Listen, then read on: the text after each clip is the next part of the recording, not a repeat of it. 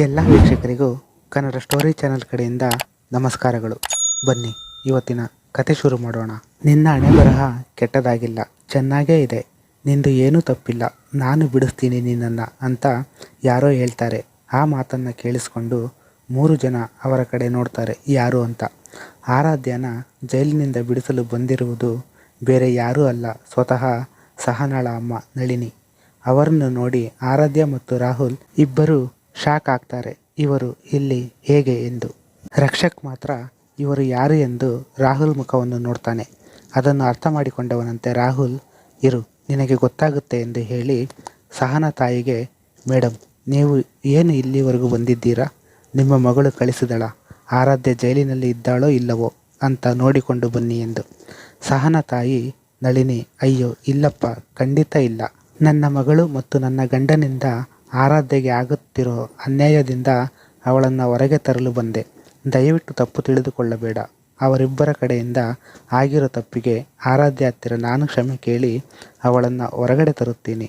ಅವರ ಮಾತನ್ನು ಕೇಳಿ ರಾಹುಲ್ ಸುಮ್ಮನೆ ನಿಂತರೆ ಆರಾಧ್ಯ, ಮೇಡಮ್ ಏನು ಹೇಳುತ್ತಿದ್ದೀರಾ?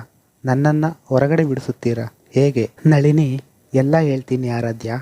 ಇವತ್ತು ಪೊಲೀಸ್ ಅವರು ನಿನ್ನನ್ನು ಕರೆದುಕೊಂಡು ಹೋದ ಮೇಲೆ ನನ್ನ ಮಗಳು ಜ್ಯೂಸ್ ಬೇಕು ಅಮ್ಮ, ತಗೊಂಡು ಬಾ ಎಂದು ನನ್ನ ಹೊರಗಡೆ ಕಳಿಸಿದಳು. ಆವಾಗ ನಾನು ಕೂಡ ಹೋದೆ. ಆದರೆ ಹಾಸ್ಪಿಟಲಿಂದ ಹೊರಗಡೆ ಬಂದ ಮೇಲೆ ಗೊತ್ತಾಯಿತು ಅವಳಿಗೆ ಯಾವ ಜ್ಯೂಸ್ ಬೇಕು ಅಂತ. ಕೇಳಲಿಲ್ಲ. ಆಮೇಲೆ ಅವಳಿಗೆ ಇಷ್ಟ ಇಲ್ಲದೆ ಇರೋದು ತಂದರೆ ಅವಳು ಕುಡಿಯುವುದಿಲ್ಲ ಅಂತ. ಅದಕ್ಕೆ ಮತ್ತೆ ವಾಪಸ್ ವಾರ್ಡ್ ಹತ್ತಿರ ಹೋದಾಗ ಅವರು ಮಾತಾಡುತ್ತಿರುವುದನ್ನು ಕೇಳಿಸಿಕೊಂಡೆ. ಬರೀ ಅಷ್ಟೇ ಅಲ್ಲ, ಅದನ್ನು ರೆಕಾರ್ಡ್ ಕೂಡ ಮಾಡಿಕೊಂಡಿದ್ದೀನಿ. ಇಲ್ಲಿ ನೋಡಿ ಎಂದು ಆರಾಧ್ಯ ಮತ್ತು ರಾಹುಲ್ಗೆ ತೋರಿಸುತ್ತಾರೆ. ಅದನ್ನು ನೋಡಿ ಆರಾಧ್ಯ, ನಿಮ್ಮ ಮಗಳು ಇಲ್ಲದೇ ಇರೋದನ್ನು ಸುಮ್ಮನೆ ಕಲ್ಪನೆ ಮಾಡಿಕೊಂಡಿದ್ದಾಳೆ ಅಷ್ಟೇ. ನನ್ನ ಮತ್ತು ಸಿದ್ಧಾರ್ಥ್ ಸರ್ ಮಧ್ಯೆ ಆ ಥರದ್ದು ಏನೂ ಇರಲಿಲ್ಲ. ಆದರೆ ಇವಳ ತಪ್ಪು ತಿಳುವಳಿಕೆಯಿಂದ ನನ್ನ ಜೀವನವನ್ನೇ ಬಲಿ ಕೊಡೋದಕ್ಕೆ ನೋಡಿದಳ. ಇದಕ್ಕೆ ನಿಮ್ಮ ಗಂಡನ ಸಪೋರ್ಟ್ ಬೇರೆ. ಛೇ, ಅವಳನ್ನು ನನ್ನ ಫ್ರೆಂಡ್ ಅಂತ ಹೇಳೋದಕ್ಕೆ ನಾಚಿಕೆ ಆಗುತ್ತಿದೆ. ಅವಳನ್ನು ನಾನು ಮಾತ್ರ ಸುಮ್ಮನೆ ಬಿಡಲ್ಲ. ಇದೇ ಕಂಬಿ ಹಿಂದೆ ಅವಳು ಇರೋ ಥರ ಮಾಡ್ತೀನಿ. ರಾಹುಲ್, ಹೌದು ಆರಾಧ್ಯ, ಎಂಥ ಮೋಸ ಮಾಡಿದ್ದಾಳೆ ಅವಳು. ಅವಳನ್ನು ಮಾತ್ರ ಸುಮ್ಮನೆ ಬಿಡಬಾರದು. ಇರು, ಇದೇ ಸಾಕ್ಷಿನ ಪೊಲೀಸ್ ಅವರಿಗೆ ಕೊಟ್ಟು ಅವಳ ಮೇಲೆ ಕೇಸ್ ಹಾಕ್ತೀನಿ. ನಳಿನಿ, ದಯವಿಟ್ಟು ಆರಾಧ್ಯ, ಅವರಿಬ್ಬರ ಕಡೆಯಿಂದ ಆಗಿರೋ ತಪ್ಪಿಗೆ ನಾನು ಬೇಕಾದರೆ ನಿನ್ನ ಕಾಲಿಗೆ ಬಿದ್ದು ಕ್ಷಮೆ ಕೇಳ್ತೀನಿ. ನಾನು ಆಗಲೇ ಪೊಲೀಸ್ ಅವರ ಹತ್ತಿರ ಮಾತಾಡಿ ಆಗಿದೆ. ಅವರು ನಿನ್ನನ್ನು ಹೊರಗಡೆ ಬಿಡುತ್ತಾರೆ. ಇದರಿಂದ ನಿನ್ನ ಜೀವನ ಹೇಗೆ ಹಾಳಾಗುತ್ತಿತ್ತೋ ಅದೇ ತರಹ ನನ್ನ ಮಗಳ ಜೀವನ ಕೂಡ ಹಾಳಾಗುತ್ತೆ. ದಯವಿಟ್ಟು ಇದನ್ನೆಲ್ಲ ಇಲ್ಲಿಗೆ ಬಿಟ್ಟು ಬಿಡು. ನನ್ನ ಮಗಳಿಗೂ ಕೂಡ ಮತ್ತೆ ನಿನ್ನ ಸಹವಾಸಕ್ಕೆ ಬರದಂತೆ ನೋಡಿಕೊಳ್ಳುತ್ತೇನೆ. ರಾಹುಲ್, ಇದಕ್ಕೆ ಆರಾಧ್ಯ ಒಪ್ಪಿದರೂ ನಾನು ಒಪ್ಪೋದಿಲ್ಲ. ಅವಳಿಗೆ ಮತ್ತು ನಿಮ್ಮ ಯಜಮಾನರಿಗೆ ಇಬ್ಬರಿಗೂ ಶಿಕ್ಷೆ ಆಗಲೇಬೇಕು. ಆರಾಧ್ಯ ಎಂಥ ಹುಡುಗಿ ಗೊತ್ತಾ ನಿಮಗೆ? ನಿಮ್ಮ ಮಗಳು ದಾರಿ ಮಧ್ಯದಲ್ಲಿ ಕೆಲವು ಹುಡುಗರು ತೊಂದರೆ ಕೊಡುತ್ತಿದ್ದಾಗ ಅಳುತ್ತಾ ನಿಂತಿದ್ದಳು. ಆಗ ಅವಳ ಸಹಾಯಕ್ಕೆ ಬಂದಿದ್ದು ಇದೇ ಆರಾಧ್ಯ. ಆದರೆ ನಿಮ್ಮ ಮಗಳು ಅವಳ ಜೀವನವೇ ಹಾಳು ಮಾಡುವುದಕ್ಕೆ ನೋಡಿದಳ. ಅವಳನ್ನು ಸುಮ್ಮನೆ ಬಿಡಬೇಕಾ? ಸಿದ್ಧಾರ್ಥ್, ರೋಗಿಗಳ ಮಾಹಿತಿ ನೋಡುತ್ತಾ ಇದ್ದವನು ಅಕೌಂಟೆಂಟ್ ಅವರು ಬಂದ ತಕ್ಷಣ ಅದನ್ನು ಬೇರೆ ಕಡೆಗೆ ಇಡೋದಕ್ಕೆ ಅಂತ ಹೋದಾಗ ಅಲ್ಲಿ ಒಂದು ಫಾರ್ಮ್ ಕೆಳಗಡೆ ಬೀಳುತ್ತೆ. ಅದನ್ನು ತೆಗೆದುಕೊಂಡು ಮತ್ತೆ ಅದರ ಜೊತೆ ಜೋಡಿಸಿ ಇಡೋದಕ್ಕೆ ಹೋದಾಗ ಅದರಲ್ಲಿ ಇದ್ದ ಫೋಟೋ ನೋಡಿ ಮತ್ತೆ ಅದರಲ್ಲಿ ಇದ್ದ ಆ ರೋಗಿ ಸ್ಥಿತಿ ನೋಡಿ ಹಾಗೆ ಎದ್ದು ನಿಂತ್ಕೋತಾನೆ ಶಾಕಾಗಿ. ಅದರಲ್ಲಿ ಇದ್ದಂತಹ ಮಾಹಿತಿ ಬೇರೆ ಯಾರದೂ ಅಲ್ಲ, ಗೌರಮ್ಮ ಅವರದು. ಅದನ್ನು ಹಾಗೆ ನೋಡುತ್ತಿರುವಾಗ ಅದೇ ಸಮಯಕ್ಕೆ ಸಿದ್ಧಾರ್ಥ್ ಫೋನ್ ರಿಂಗ್ ಆಗುತ್ತೆ. ಯಾರು ಎಂದು ನೋಡಿದಾಗ ಅದು ಚಂದ್ರಶೇಖರ್ ಅವರ ಕರೆ ಆಗಿರುತ್ತೆ. ಕರೆ ಸ್ವೀಕರಿಸಿದಾಗ ಚಂದ್ರಶೇಖರ್ ಅವರು, ಸಿದ್ಧಾರ್ಥ್ ಹಾಸ್ಪಿಟಲ್ಗೆ ಬಂದಿದ್ದೀಯಂತೆ, ಏನು ವಿಷಯ? ಸಿದ್ಧಾರ್ಥ್, ನನ್ನ ಹಾಸ್ಪಿಟಲ್ಗೆ ಬರೋದಕ್ಕೆ ವಿಷಯ ಇರಬೇಕಾ ಅಂಕಲ್? ಚಂದ್ರಶೇಖರ್, ಅಯ್ಯೋ ಹಾಗೇನೂ ಇಲ್ಲ, ಕೇಳಿದೆ ಅಷ್ಟೇ. ಮತ್ತೆ? ಸಿದ್ಧಾರ್ಥ್, ನಾನೇ ನಿಮಗೆ ಇವಾಗ ಫೋನ್ ಮಾಡುತ್ತಿದ್ದೆ ಅಂಕಲ್. ನನಗೆ ಒಬ್ಬರ ಡೀಟೇಲ್ಸ್ ಬೇಕಿತ್ತು, ಇಟ್ಸ್ ಅರ್ಜೆಂಟ್. ಚಂದ್ರಶೇಖರ್ ಮನಸ್ಸಿನಲ್ಲಿ ಅದು ಏನು ಕೇಳುತ್ತಾನೋ ಗೊತ್ತಿಲ್ಲವಲ್ಲ ಹೇಳಿಕೊಂಡು, ಹೇಳು ಸಿದ್ಧಾರ್ಥ್, ಯಾರ ಬಗ್ಗೆ, ಅದು ಏನು ಇನ್ಫಾರ್ಮೇಷನ್ ಬೇಕು? ಸಿದ್ಧಾರ್ಥ್, ನಾನು ನಿಮಗೆ ಇವಾಗ ಒಂದು ಫೋಟೋ ಕಳಿಸ್ತೀನಿ. ಅವರಿಗೆ ಏನಾಗಿತ್ತು, ಇವಾಗ ಹೇಗಿದ್ದಾರೆ, ಫುಲ್ ಡೀಟೇಲ್ಸ್ ಬೇಕು ಎಂದು ಹೇಳಿ ಗೌರಮ್ಮ ಅವರ ಡೀಟೇಲ್ಸ್ ಇದ್ದಂತಹ ಫೋಟೋ ಕಳಿಸ್ತಾನೆ. ಚಂದ್ರಶೇಖರ್ ಅವರು ಸರಿ ಅಂದು ಅದನ್ನು ಓಪನ್ ಮಾಡಿ ನೋಡಿದಾಗ ಹೋಯ್ತು, ಎಲ್ಲ ಹೋಯ್ತು. ನನ್ನ ಬುಡಕ್ಕೆ ಎಲ್ಲ ಬರೋ ಹಾಗಿದೆ. ಇವನಿಗೆ ಏನಾದರೂ ಇವರು ಪರಿಚಯದವರು ಇರಬಹುದಾ?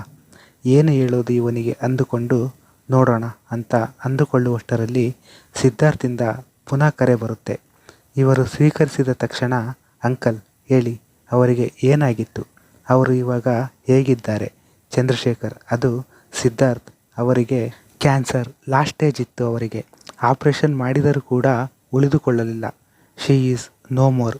ಸಿದ್ಧಾರ್ಥ್: ವಾಟ್? ಏನು ಹೇಳಿದ್ದೀರಾ ನೀವು? ಅವರಿಗೆ ಹಾಗೆ ಆಗೋದಕ್ಕೆ ಚಾನ್ಸ್ ಇಲ್ಲ. ಅವರು ತುಂಬ ಆರೋಗ್ಯವಾಗಿದ್ದರು. ಅಂಥದ್ದರಲ್ಲಿ ಈ ಥರ ಆಗೋದಕ್ಕೆ ಹೇಗೆ ಸಾಧ್ಯ? ನಿಜ ಹೇಳಿ ಅಂಕಲ್. ಚಂದ್ರಶೇಖರ್ ಮನಸ್ಸಿನಲ್ಲಿ, ಹಾಗಾದರೆ ಅವರು ಸಿದ್ಧಾರ್ಥ್ಗೆ ಪರಿಚಯದವರು. ಎಂಥ ಕೆಲಸ ಆಗೋಯ್ತು. ಇವನೇನಾದರೂ ಅವರಿಗೆ ಏನು ಆಗಿತ್ತು ಅನ್ನೋದನ್ನು ಪೂರ್ತಿಯಾಗಿ ತಿಳಿದುಕೊಳ್ಳಲು ಹೋದರೆ ಅವನಿಗೆ ನಿಜ ವಿಷಯ ಗೊತ್ತಾಗುತ್ತೆ. ನಾವು ಅವರಿಂದ ಇನ್ನೊಂದು ಪೇಪರ್ಗೆ ಸಹಿ ಹಾಕಿಸಿಕೊಂಡಿದ್ದನ್ನು ಮೊದಲು ಹಾಸ್ಪಿಟಲಿಂದ ತೆಗೆದುಕೊಂಡು ಬರಬೇಕು. ಈ ಸಿದ್ಧಾರ್ಥ್ ಮತ್ತೆ ಹಾಸ್ಪಿಟಲ್ಗೆ ಬರಲ್ಲ ಅನ್ನೋ ನಂಬಿಕೆ ಮೇಲೆ ಅವನ್ನೆಲ್ಲ ಹಾಸ್ಪಿಟಲ್ನಲ್ಲಿ ಇಟ್ಟಿದ್ದೀನಿ. ಇವನೇನಾದರೂ ಅವರ ಫೈಲ್ ತೆಗೆಸಿ ನೋಡಿದರೆ ಕಷ್ಟ. ನಾನು ಬೇಗ ಹೋಗಬೇಕು. ಚಂದ್ರಶೇಖರ್ ಮನಸ್ಸಿನಲ್ಲಿ ಯೋಚನೆ ಮಾಡುತ್ತಿರುವಾಗ, ಅಂಕಲ್, ನಾನು ನಿಮಗೆ ಹೇಳುತ್ತಿರೋದು ಹೇಳಿ. ಅವರು ಬದುಕಿಲ್ಲ ಅಂದರೆ ಏನು ಅರ್ಥ? ಹೋಗಲಿ, ನೀವು ಆದಷ್ಟು ಬೇಗ ಬನ್ನಿ ಇಲ್ಲಿಗೆ. ಇವಾಗ ಅವರ ಬಾಡಿಯಲ್ಲಿ ಚಂದ್ರಶೇಖರ್ ಸದ್ಯ ಅಂದುಕೊಂಡು, ಹಾಂ ಸಿದ್ಧಾರ್ಥ್, ನಾನು ಬರ್ತಿದ್ದೀನಿ. ಅವರನ್ನು ಶವಗಾರ ಕೊಠಡಿಯಲ್ಲಿ ಇರಿಸಿದ್ದಾರೆ. ಅವರ ಕಡೆಯವರು ಯಾರೂ ಇರಲಿಲ್ಲ. ಜೊತೆಗೆ ಅವರು ಯಾರನ್ನು ಕರೆದುಕೊಂಡು ಬಂದಿರಲಿಲ್ಲ. ಹಾಗಾಗಿ ಅಲ್ಲಿಗೆ ಶಿಫ್ಟ್ ಮಾಡಿದ್ವಿ. ಸಿದ್ಧಾರ್ಥ್: ಛೇ, ಎಂಥ ಕೆಲಸ ಆಯಿತು ಅಂತ ಹೇಳಿ, ಸರಿ ನೀವು ಬೇಗ ಬನ್ನಿ ಎಂದು ಕರೆ ಕಟ್ ಮಾಡಿ ವಾರ್ಡ್ ಬಾಯ್ ಕರೆದು ಗೌರಮ್ಮ ಅವರ ಫೋಟೋ ತೋರಿಸಿ ಅವರನ್ನು ತೋರಿಸಿ ಬನ್ನಿ ಬೇಗ ಎಂದು ಕರೆದುಕೊಂಡು ಹೋಗುತ್ತಾನೆ. ವಾರ್ಡ್ ಬಾಯ್ ಸಿದ್ಧಾರ್ಥ್ನನ್ನು ಕರೆದುಕೊಂಡು ಹೋಗಿ ಗೌರಮ್ಮನವರು ಮಲಗಿಸಿದ ಬೆಡ್ ಹತ್ತಿರ ಕರೆದುಕೊಂಡು ಹೋಗಿ, ಸರ್ ಇವರೇ ಅಂದಾಗ, ಸಿದ್ಧಾರ್ಥ್ ನಡುಗುವ ಕೈಯಿಂದ ಅವರ ಮುಖದ ಮೇಲೆ ಮುಚ್ಚಿದ್ದಂತಹ ಬಟ್ಟೆಯನ್ನು ತೆಗೆದು ನೋಡಿ ಕಣ್ಣಲ್ಲಿ ನೀರು ತುಂಬಿಕೊಂಡು ನೋ ಎಂದು ಕಿರ್ಚುತ್ತಾನೆ. ಅವನು ಕಿರ್ಚಿದ್ದಕ್ಕೆ ಒಂದು ಕ್ಷಣ ವಾರ್ಡ್ ಬಾಯ್ ಕೂಡ ಹೆದರಿಕೊಳ್ಳುತ್ತಾನೆ. ಸಿದ್ಧಾರ್ಥ್ಗೆ ಒಂದು ಕ್ಷಣ ಆರಾಧ್ಯ ಮುಖ ನೆನಪಾಗುತ್ತೆ. ಅವಳು ಹೇಳಿದ ಮಾತುಗಳು ನೆನಪಾಗುತ್ತೆ. ಅವಳು, ನಾನು ಅಜ್ಜಿಗೋಸ್ಕರ ಬದುಕುತ್ತೀನಿ, ಅಜ್ಜಿಗೋಸ್ಕರ ಓದುತ್ತಿದ್ದೀನಿ, ನನಗೆ ಎಂದು ಯಾರಿಲ್ಲ, ಅಜ್ಜಿ ಒಬ್ಬರೇ, ಅಜ್ಜಿ ಜೊತೆ ಇರುವಾಗಲಿನಿಂದ ನಾನು ಖುಷಿಯಾಗಿರೋದು ಎಂದೆಲ್ಲ ಹೇಳಿದ ಮಾತುಗಳು ನೆನಪಾದಾಗ ಗೌರಮ್ಮರವರ ಮುಖ ಹಿಡಿದುಕೊಂಡು, ಯಾಕಜ್ಜಿ ಈ ಥರ ಮಾಡಿದ್ರಿ? ನನಗೇ ಆದರೂ ಒಂದು ಮಾತು ಹೇಳಬಹುದಿತ್ತಲ್ಲ, ಈ ಥರ ಹುಷಾರಿಲ್ಲ ಅಂತ. ಹೋಗಲಿ, ಆರಾಧ್ಯಗೆ ಸಹ ಹೇಳಿಲ್ಲ ನೀವು. ಇವಾಗ ಆರಾಧ್ಯ ಹೇಗಿರ್ತಾಳೆ ಅಜ್ಜಿ? ಅವಳನ್ನು ಮತ್ತೆ ಒಂಟಿಯಾಗಿ ಮಾಡಿದ್ದೀರಲ್ಲ ನೀವು. ನನ್ನ ಮೊಮ್ಮಗಳು ಯಾವಾಗಲೂ ಖುಷಿಯಾಗಿ ಇರಬೇಕು ಅಂತ ಹೇಳಿ, ಆದರೆ ಇನ್ಮುಂದೆ ಅವಳು ಹೇಗೆ ಖುಷಿಯಾಗಿ ಇರ್ತಾಳೆ? ಅವಳ ಪಾಲಿಗೆ ಅಂತ ಇದ್ದದ್ದು ನೀವು ಒಬ್ಬರೇ. ಪಾಪ ಚಿಕ್ಕ ವಯಸ್ಸಿನಿಂದ ತುಂಬ ಕಷ್ಟಪಟ್ಟಿದ್ದಳು. ನಿಮ್ಮ ಜೊತೆ ಇದ್ದ ದಿನಗಳಷ್ಟೇ ಅವಳು ಖುಷಿಯಾಗಿ ಇದ್ದಂತಹ ದಿನಗಳು. ಈಗ ಮತ್ತೆ ಅವಳ ನಗುನ ಸಹ ನಿಮ್ಮ ಜೊತೆ ತೆಗೆದುಕೊಂಡು ಹೋದರಲ್ಲ ಅಜ್ಜಿ. ಆರಾಧ್ಯಗೆ ನೀವಿಲ್ಲ ಎನ್ನುವ ವಿಷಯ ಗೊತ್ತಾದರೆ ಅವಳು ಹೇಗೆ ಸಹಿಸಿಕೊಳ್ಳುತ್ತಾಳೆ ಅಜ್ಜಿ ಎಂದು ಕಣ್ಣೀರಾಕುತ್ತಾನೆ. ರಾಹುಲ್ ಆರಾಧ್ಯ ಒಪ್ಪಿದರೂ ಸಹ ನಾನು ಮಾತ್ರ ಸಹನಾಳನ್ನು ಸುಮ್ಮನೆ ಬಿಡುವುದಿಲ್ಲ ಎಂದು ಹೇಳಿದಾಗ ನಳಿನಿ, ಆರಾಧ್ಯ ನೀವಾದರೂ ಹೇಳಮ್ಮ, ದಯವಿಟ್ಟು ಇದರಲ್ಲಿ ನನ್ನ ಮಗಳ ಭವಿಷ್ಯ ಕೂಡ ಇದೆ ಕಣಮ್ಮ. ಇನ್ಮುಂದೆ ಅವಳು ನಿನ್ನ ಸಹವಾಸಕ್ಕೆ ಬರದೇ ಇರೋ ಥರ ನಾನು ನೋಡಿಕೊಳ್ಳುತ್ತೀನಿ. ಪ್ಲೀಸ್ ಆರಾಧ್ಯ. ರಾಹುಲ್, ಒಪ್ಪಿಕೋಬೇಡ ಆರಾಧ್ಯ. ಆರಾಧ್ಯ, ಬಿಡು ರಾಹುಲ್, ಅವಳು ಮಾಡಿದ್ದನ್ನೇ ನಾನು ಮಾಡಿದರೆ ಅವಳಿಗೂ ನನಗೂ ಏನು ವ್ಯತ್ಯಾಸ ಇರುತ್ತೆ ಹೇಳು? ಸರಿ ಆಂಟಿ, ಮೊದಲು ನನ್ನನ್ನು ಹೊರಗಡೆ ಬಿಡುವುದಕ್ಕೆ ಹೇಳಿ. ನಾನು ನನ್ನ ಅಜ್ಜಿನ ನೋಡಬೇಕು, ಅವರ ಜೊತೆ ಮಾತಾಡಬೇಕು ಎನ್ನುತ್ತಾಳೆ. ನಳಿನಿ, ಆರಾಧ್ಯ ಹಾಗೆ ಹೇಳಿದ ತಕ್ಷಣ ಪೊಲೀಸ್ ಅವರಿಗೆ ಹೇಳಿ ಆರಾಧ್ಯಳನ್ನು ಬಿಡಿಸಿ ಅವಳಿಗೆ ಕೈ ಮುಗಿದು ಮತ್ತೊಮ್ಮೆ ಕ್ಷಮೆ ಕೇಳಿ ಹೊರಡುತ್ತಾರೆ. ಆರಾಧ್ಯ ರಾಹುಲ್ ಫ್ರೆಂಡ್ಗೆ ಸಹ ಥ್ಯಾಂಕ್ಸ್ ಹೇಳಿ, ರಾಹುಲ್ಗೆ ನಿನ್ನ ಜೊತೆ ತುಂಬ ಮಾತಾಡಬೇಕು, ನಾಳೆ ಸಿಗ್ತೀನಿ, ಇವಾಗ ನಾನು ಬೇಗ ಮನೆಗೆ ಹೋಗಬೇಕು ಎಂದು ಮನೆಗೆ ಹೋಗುತ್ತಾಳೆ. ಸಿದ್ಧಾರ್ಥ್ ಸುಮ್ಮನೆ ಕೂತಿದ್ದಾನೆ. ಅವನಿಗೆ ಏನು ಮಾಡಲಿ ಅನ್ನೋದೇ ಗೊತ್ತಾಗಿಲ್ಲ. ಅವರನ್ನು ನೋಡಿದ ಮೇಲೆ ಅವನಿಗೆ ಅವರ ಸಾವಿಗೆ ಏನು ಕಾರಣ ಅನ್ನುವುದನ್ನು ತಿಳಿದುಕೊಳ್ಳಬೇಕು ಅನ್ನುವುದೇ ಮರೆತು ಹೋಗಿದೆ. ಗೌರಮ್ಮ ಅವರ ಸಾವು ಅವನನ್ನು ಮೂಕನನ್ನಾಗಿ ಮಾಡಿದರೆ ಇವಾಗ ಅವನ ತಲೆಯಲ್ಲಿ ಇರುವುದು ಎರಡೇ ವಿಚಾರ. ಒಂದು, ಆರಾಧ್ಯ ಇನ್ನು ಮುಂದೆ ಹೇಗೆ ಇರುತ್ತಾಳೆ ಎಂದು. ಇನ್ನೊಂದು, ಆರಾಧ್ಯ ಮುಖ ನೆನಪಿಗೆ ಬಂದು ಅವಳ ಚಿಂತೆ ಆಗಿದೆ. ಈ ಎರಡು ವಿಚಾರ ಕೂಡ ಆರಾಧ್ಯ ಬಗ್ಗೆನೇ. ಕೊನೆಗೂ ಧೈರ್ಯ ಮಾಡಿ ಆಂಬ್ಯುಲೆನ್ಸ್ಗೆ ಹೇಳಿ ಗೌರಮ್ಮ ಅವರ ದೇಹವನ್ನು ಬೆಂಗಳೂರಿಗೆ ತೆಗೆದುಕೊಂಡು ಹೋಗಲು ಎಲ್ಲ ವ್ಯವಸ್ಥೆ ಮಾಡಿ ಅವನ ಅಪ್ಪನಿಗೆ ಫೋನ್ ಮಾಡಿ ವಿಷಯ ತಿಳಿಸಿ ಆರಾಧ್ಯ ಈ ವಿಷಯವನ್ನು ಹೇಗೆ ತೆಗೆದುಕೊಳ್ಳುತ್ತಾಳೋ ಅನ್ನೋ ಯೋಚನೆಯಲ್ಲೇ ಆಂಬ್ಯುಲೆನ್ಸ್ನಲ್ಲಿ ಹೋಗುತ್ತಾನೆ. ಚಂದ್ರಶೇಖರ್ ಅವರು ಹಾಸ್ಪಿಟಲ್ ಹತ್ತಿರ ಬಂದ ತಕ್ಷಣ ಓಡುವ ನಡಿಗೆಯಲ್ಲಿ ಹಾಸ್ಪಿಟಲ್ ಒಳಗಡೆ ಹೋಗಿ ಅವರ ಚೇಂಬರ್ಗೆ ಬಂದು ಗೌರಮ್ಮ ಅವರ ಫೈಲ್ ತೆಗೆಯುತ್ತಾರೆ. ಅದರಲ್ಲಿ ಎಲ್ಲ ಪೇಪರ್ಸ್ ಇರುತ್ತೆ, ಆದರೆ ಅವರಿಗೆ ಬೇಕಾದಂತಹ ಮುಖ್ಯವಾದ ಪೇಪರ್ ಇರುವುದಿಲ್ಲ.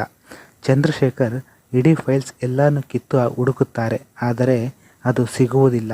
ಛೇ, ಏನಾಯಿತು? ಅದು ಎಲ್ಲಿ ಹೋಯಿತು? ಇದರಲ್ಲೇ ಇರಬೇಕಿತ್ತಲ್ಲ ಅದು. ಬೇರೆಯವರ ಕೈಗೆ ಸಿಕ್ಕರೆ ಅಷ್ಟೇ ನನ್ನ ಕತೆ. ಒಂದು ವೇಳೆ ಸಿದ್ಧಾರ್ಥ್ ಏನಾದರೂ ಬಂದು ಅದನ್ನು ತೆಗೆದುಕೊಂಡು ಹೋದನಾ ಎಂದು ತಲೆ ಮೇಲೆ ಕೈ ಹೊತ್ತು ಯೋಚನೆಯಲ್ಲಿ ಸುಮ್ಮನೆ ಕುಳಿತುಕೊಳ್ಳುತ್ತಾರೆ. ಆರಾಧ್ಯ ಅಜ್ಜಿ ಮನೆಗೆ ಬಂದಿರುತ್ತಾರೆ ಅನ್ನೋ ನಂಬಿಕೆಯಲ್ಲಿ ಮನೆಗೆ ಬರುತ್ತಾಳೆ, ಆದರೆ ಅವರು ಇರುವುದಿಲ್ಲ. ಕೊನೆಗೆ ಹೋಟೆಲ್ನ ಹುಡುಗ ಮನೆ ಕೀ ತಂದು ಕೊಡುತ್ತಾನೆ. ಅಜ್ಜಿ ಇನ್ನೂ ಬಂದಿಲ್ಲ ಅಂತ ಹೇಳಿ ಆರಾಧ್ಯ ಹೋಟೆಲ್ಗೆ ಹೋಗಿ ಅಲ್ಲಿನ ಲ್ಯಾಂಡ್ಲೈನಿಂದ ಅಜ್ಜಿ ನಂಬರ್ಗೆ ಫೋನ್ ಮಾಡ್ತಾಳೆ, ಆದರೆ ಅದು ಸ್ವಿಚ್ ಆಫ್ ಅಂತಾನೆ ಬರುತ್ತೆ. ಅವಳ ಮನಸ್ಸಿಗೆ ಏನೋ ನೋವು, ಸಂಕಟ. ಯಾಕೆ ಅಂತಾನೆ ಅವಳಿಗೆ ಅರ್ಥ ಆಗಲ್ಲ. ಮೊದಲು ಮನೆಗೆ ಹೋಗಿ ಸ್ನಾನ ಮಾಡಿಕೊಂಡು ಬಂದು ಆಮೇಲೆ ಇನ್ನೊಂದು ಸಲ ಫೋನಿಗೆ ಟ್ರೈ ಮಾಡೋಣ ಅಂದುಕೊಂಡು ಮನೆಗೆ ಹೋಗಿ ಸ್ನಾನ ಮಾಡಿಕೊಂಡು ಬಂದು ಮತ್ತೆ ಪ್ರಯತ್ನಿಸುತ್ತಾಳೆ. ಸತತವಾಗಿ ಸುಮಾರು 1 ಗಂಟೆಯ ಸಮಯ ಅದನ್ನೇ ಮಾಡುತ್ತಾಳೆ, ಆದರೆ ಅವಳು ಎಷ್ಟೇ ಪ್ರಯತ್ನಿಸಿದರೂ ಅದರಲ್ಲಿ ಬರುತ್ತಿದ್ದದ್ದು ಒಂದೇ ಉತ್ತರ, ಅದು ಸ್ವಿಚ್ ಆಫ್. ಅವಳು ಅದೇ ರೀತಿ ಮತ್ತೆ ಪ್ರಯತ್ನಿಸುವಾಗ ಹೋಟೆಲ್ ಮುಂದೆ ಆಂಬ್ಯುಲೆನ್ಸ್ ಬಂದು ನಿಲ್ಲುತ್ತೆ. ಅದರಿಂದ ಸಿದ್ಧಾರ್ಥ್ ಇಳಿಯುತ್ತಾನೆ. ಮೊದಲಿಗೆ ಅದನ್ನು ನೋಡಿ ಆರಾಧ್ಯ ಹೊರಗಡೆ ಬರ್ತಾಳೆ. ಸಿದ್ಧಾರ್ಥ್ ಅವಳ ಮುಖವನ್ನು ನೋಡಿ ಕಣ್ಣೀರು ತುಂಬಿಕೊಂಡು ಹಿಂದೆ ತಿರುಗುತ್ತಾನೆ. ಆಗಲೇ ಅದರಿಂದ ಗೌರಮ್ಮ ಅವರ ದೇಹವನ್ನು ಹೊರಗಡೆ ತೆಗೆದುಕೊಂಡು ಬರುತ್ತಾರೆ. ಮುಂದುವರಿಯುತ್ತದೆ. ಧನ್ಯವಾದಗಳು. ಕತೆ ಇಷ್ಟವಾದಲ್ಲಿ ದಯವಿಟ್ಟು ನಮ್ಮ ಚಾನಲನ್ನು ಸಬ್ಸ್ಕ್ರೈಬ್ ಮಾಡಿ, ಶೇರ್ ಮಾಡಿ, ಲೈಕ್ ಮಾಡಿ ಮತ್ತು ಕಮೆಂಟ್ ಮಾಡಿ.